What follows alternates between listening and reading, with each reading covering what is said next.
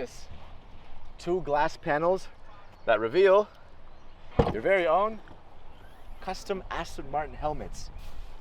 Just unbuckle it like this, like that, very simple, and you get a beautiful Formula 1 green style helmet. But why do you need a helmet with a car? You don't wear helmets with cars. That's because this thing has absolutely no roof. And why would you get a car with no roof? We'll talk about that in just a second. Let me just put this back. Before we get there, I want to show you guys just the back because it has some pretty cool features. This is pretty cool. This takes all the attention, but what you have running down the middle is a little space. And what's cool is that the taillights run across the back, but they also double as a spoiler.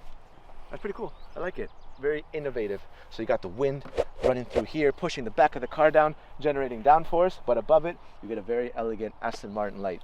Also, gigantuous rear diffuser in the back, carbon fiber. The white line will indicate just how big it is. And underneath it is this dual exhaust, which sounds incredible. So obviously, you guys probably have a lot of questions. You know, why does it have no roof? Why are there spots all over the car? That's because this thing is basically a modernized version of the 1959 Le Mans winning DBR1. So they got the same car, same color, same spots, no roof, and they just made it modern and fresh. And I think it looks absolutely incredible. There are only 88 of these in the entire world, and this thing will cost you about $940,000. Okay, so the front, you have an enormous grille that goes from end to end to increase cooling. And over here, you have a somewhat subtle double nostril right there. And what that does, obviously, enhances cooling even more, but it also gives the car more space to hold its enormous V12 engine. Also, why not? Headlights are pretty cool. They've got these kind of like stair shapes on the side. Pretty cool, I like it. Some carbon fiber touches over here. You can actually attach something on here. You see there's these little screws. You can actually attach something to help deviate the wind when you're driving. Like the Ferrari Monza SP2 that I drove had a virtual windshield, which did absolutely nothing. Did nothing. When I drove that thing, all the wind got in my face. I don't know about that virtual windshield, man. I have a lot of air in my face.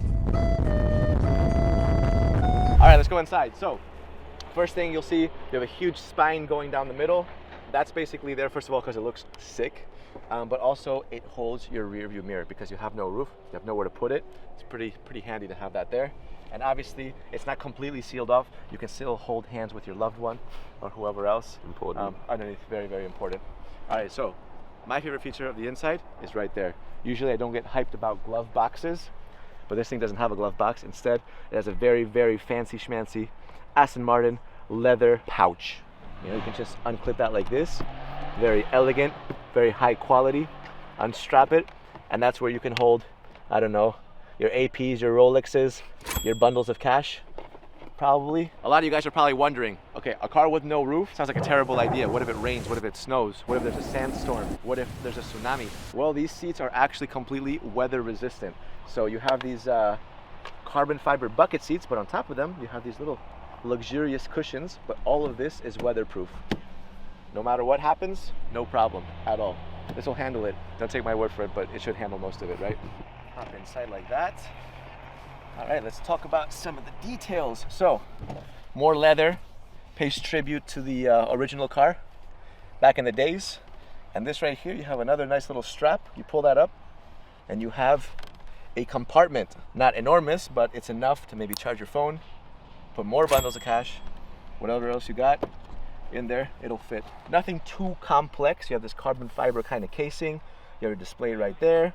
You have your drive, park, reverse, neutral, etc. Very strange, but you have a very prominent mirror adjuster here. That's actually where that is. Your side view mirrors and your rear view mirror. Also, one nice little touch. I'm going to pull this in with my fancy leather straps, but you also get the very fancy leather door opener to open it back up. Okay, start stop right here. Engine on. I'm gonna press that down. All right, wait, where are you going? Where are you going? On the steering wheel, you can adjust a bunch of stuff, but this is the button we want to press. The S, we'll put that into Sport, and then into Sport Plus. All right, so this thing has a 5.2 liter twin turbo V12 that produces 700 horsepower. And the best part is, I am going to get to ride along for the Goodwood hill climb.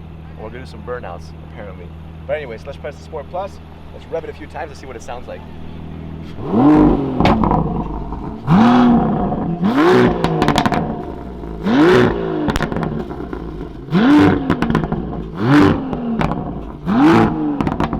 pops sound beautiful, absolutely beautiful. It's like addictive, you know? I'm trying to get the perk. Oh yeah, there it is. Very strange. The car sounds absolutely incredible, but yeah, I think it's time to go on the hill climb and experience it actually moving. They don't trust me yet with it, but I will be able to drive it in the future. I promise.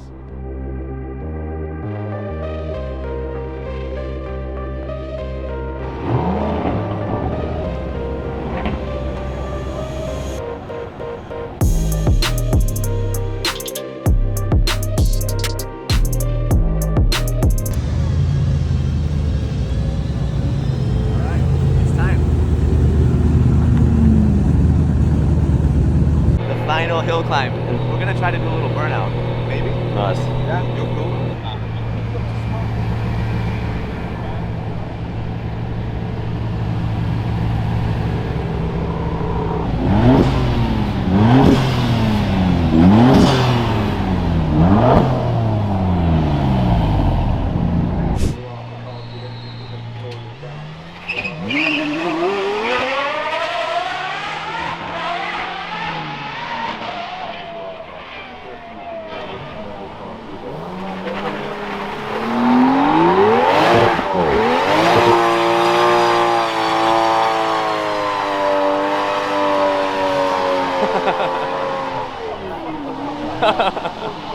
That the current V12 will be their very last V12 engine car, and it may well be the end of the road for the V8, and that's going to be a real shame in terms of fans that like their cars to make a noise, in terms of owners that like their cars to make a noise. I went down to Le Mans a couple of weeks ago in a DBX 707, which has got all the comfort you'd expect from an SUV.